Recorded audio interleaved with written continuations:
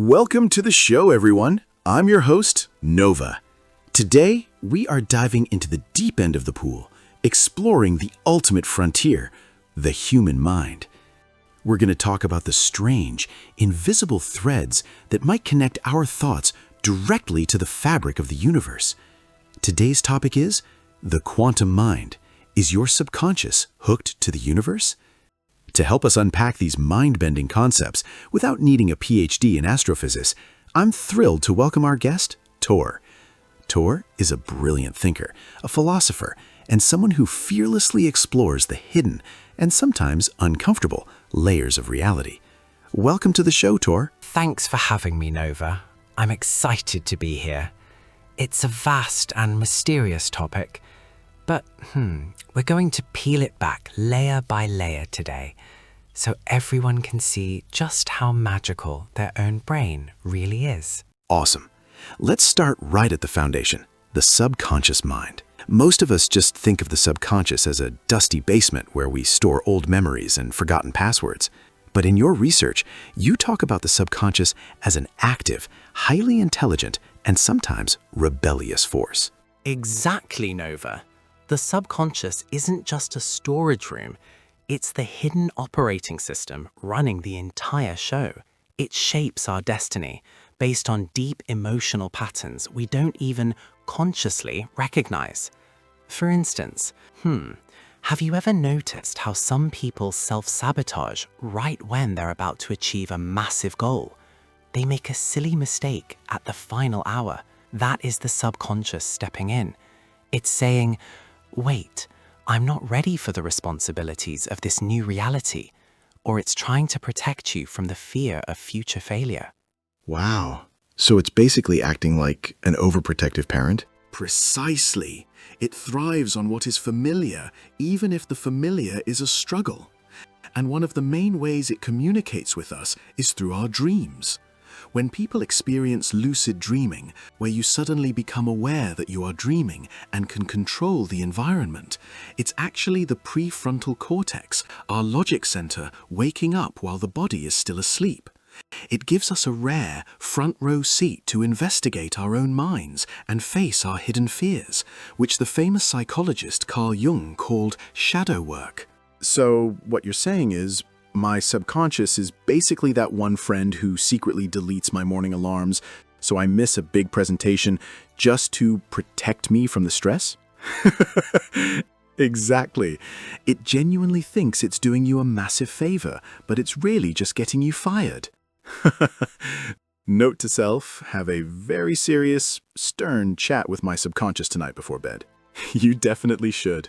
But jokes aside, that inner conflict between what we consciously want and what our subconscious expects is the root of so many human struggles. So let's take this a step further into the really wild stuff. How does the mind connect to quantum science? I've heard people throw around the phrase quantum consciousness. What does that actually mean? Right. So to understand that, we first need to look at quantum entanglement. In simple physics terms, it's a phenomenon where two subatomic particles become deeply connected.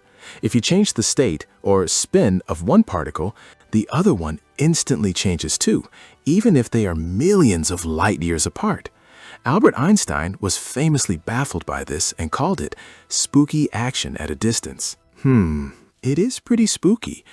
I read a great analogy about this. It's like having a pair of magic gloves. If you blindfold yourself, separate the gloves, and mail one to a friend in Tokyo while keeping the other in New York, the second you open your box and see you have the left glove, you instantly know your friend has the right glove. That's a perfect, simplified way to look at it. Now, the big question scientists and philosophers are asking is, can the human brain experience something similar?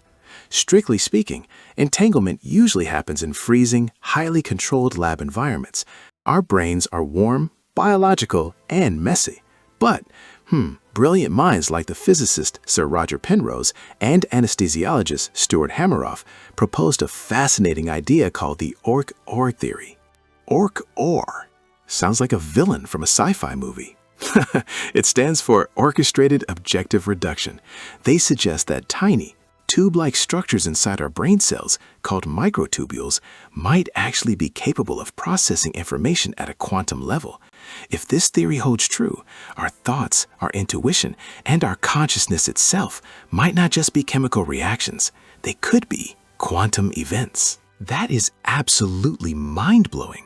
If our brains are tapping into the quantum level, does that explain human intuition? Like when you know exactly what a close friend is going to say before they say it, or that weird feeling of déjà vu? It very well could. Mainstream science explains shared thoughts through things like mirror neurons and highly tuned social intuition. Basically, our brains are supercomputers that read body language subconsciously. But if we look at it through the lens of quantum physics, we might actually be tapping into a universal information field.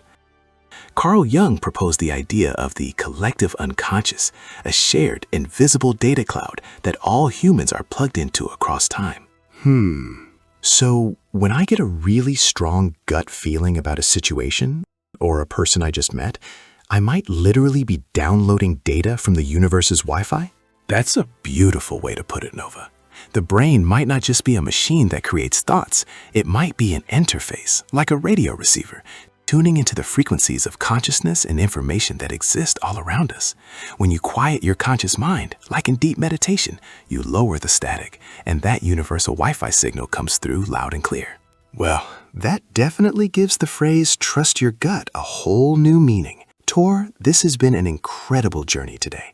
We went from the hidden depths of our dreams to the furthest edges of the quantum universe. Thank you so much for breaking these massive concepts down for us. It was my absolute pleasure, Nova. Remember, the universe isn't just something out there in the stars. It's unfolding right inside our minds, every single second. Profound words to end on. Thank you to our listeners for tuning in to today's episode. Keep exploring your minds, keep questioning reality, and we'll catch you on the next one.